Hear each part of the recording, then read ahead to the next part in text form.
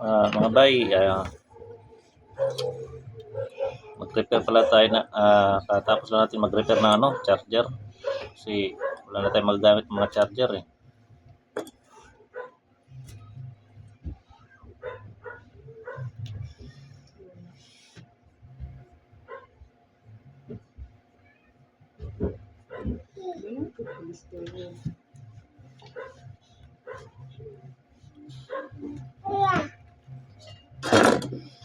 Ito nga pala mga charger na ito, mga sira na ito.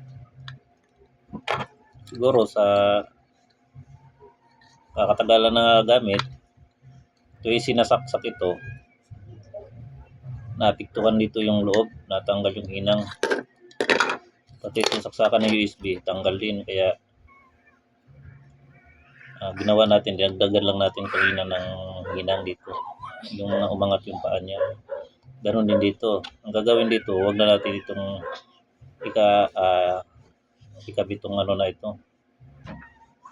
Yung bakal ito, tanggalin natin ito. Ang ginawa ko, nilagyan ko lang ng wire.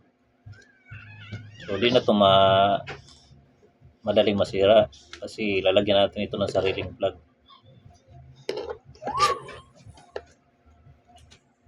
Ngayon po ay okay na siya, gumagana na siya. Hindi lang natin dito makikita kasi wala akong extension. Doon yung extension ko sa taas. Kaya di natin makikita. Dalawa po ito. Ganin din ito. Ito, ganon dito, sira dito. Kaya napakalaking bagay po nitong may panghinang tayo kasi pag wala itong panghinang, hindi natin ito magagawa. Tulad nito. Dalawang charger ito. Ganon din ang sakit nito. Mangat din yung paa. Ganon din yung sa saksakan mismo ng USB. Bali okay na rin ito. Parehas na ito, dalawa. Goods na ito. Kaya titibay pa ito lalo kasi lalagyan natin ito ng sariling yung yung pansaksak siya sa outlet. Hindi na magagalaw yung pisa.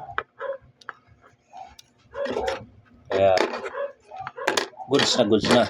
Kaya dapat may panghinang talaga para pagdating sa mga ganyang mga sira na yan, kayang-kaya. Okay, salamat.